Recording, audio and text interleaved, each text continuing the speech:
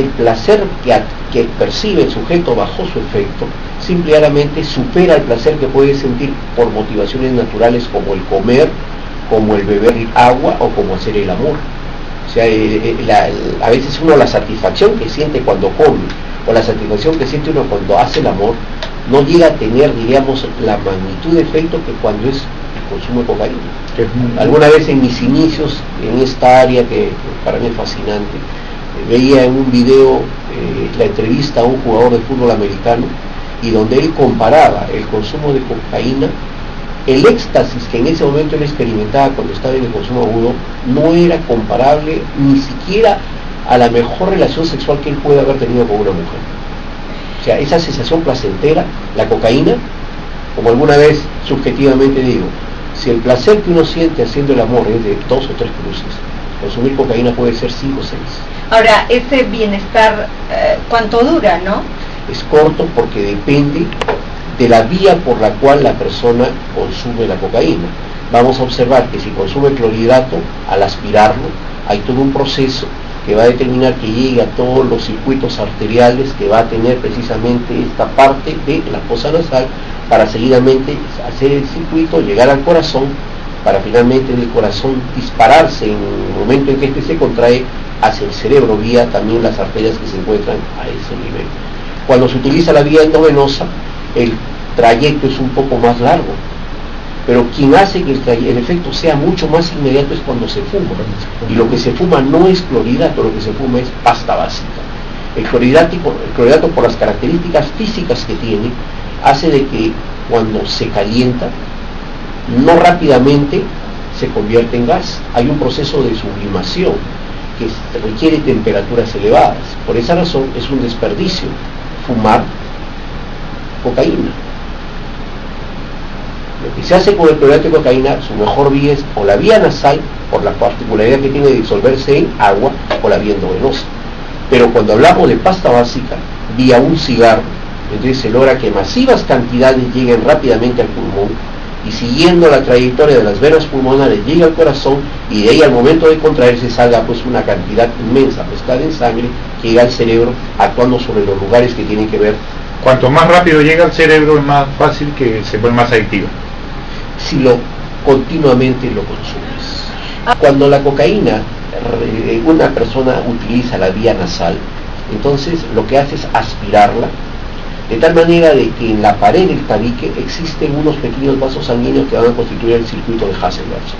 En un primer momento el vaso sanguíneo se dilata, hace que las paredes como que se estiren, y al momento de disolverse la cocaína en la humedad de la fosa nasal, específicamente el tabique, ingresa la cocaína hacia el torrente sanguíneo. Es un tiempo corto porque después viene un mecanismo contrario por el cual, así como en un primer momento se produce la apertura, se produce el cierre, un mecanismo homeostático. Entonces esa sangre conteniendo esa cocaína disuelta va a llegar pues siguiendo todos los territorios para finalmente pues llegar hacia el cerebro. Pero en otros casos, ¿qué va ocurriendo? Interesante la pregunta de Pilar, porque como el tabique nasal no es una zona vascularizada, salvo ese pequeño territorio, va a llegar un momento en que tarde o temprano todo el tabique deja de vascularizarse. O sea, deja de estar irrigado por exacto, entonces se va muriendo el tejido, se va necrosando, y ese territorio va quedando, ¿qué cosa? Un orificio. Ahora, si es moderno, pues en lugar de colocarse el aretito en la fosa nasal, se lo puede colocar más arriba. Pero el problema, conversando alguna vez con un otorrino, no va por ese lado, sino que al momento de aspirar, toda esa cavidad en la que se encuentra precisamente la fosa nasal puede hacer que en algún momento los cambios necróticos puedan llegar hacia la pared del techo del cráneo, lo que entonces haría que en ciertos pacientes pueda incluso darse alguna situación en la cual perfectamente se pueda terminar destruyendo el hueso y exponga más rápidamente el cerebro, muy en especial las meninges, a toda esta zona, que teniendo todo este material contaminado, ¿qué cosa es lo que va a ocurrir? Simplemente podemos encontrar problemas de tipo infeccioso que afecte al sistema nervioso. Definitivamente pues cambios de conducta que va a ir estando progresivamente individuos. Si hablamos de un escolar, porque incluso ya en esa etapa se puede dar pues un rendimiento escolar bajo, no va a colegio, generalmente va a comenzar a alternar, va a cambiar amistades muchas veces de las cuales la familia ni siquiera las conoce, ¿no?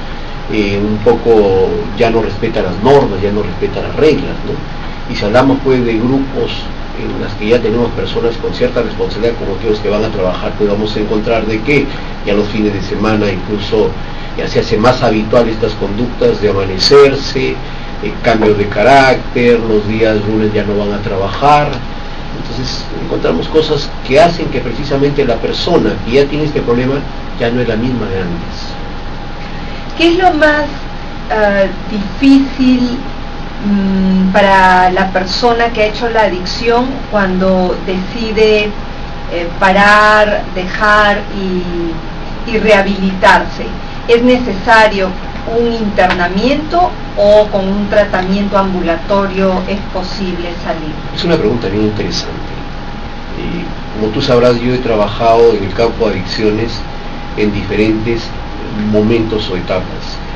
Yo en la década del 90 comienzo a interesarme en el campo de las adicciones y comienzo a trabajar en el Hospital Valdizán, y llegué a trabajar por cerca de un año en lo que ahora es el departamento de adicciones, que queda en el Hospital Valdizán, en lo que es el pabellón 6.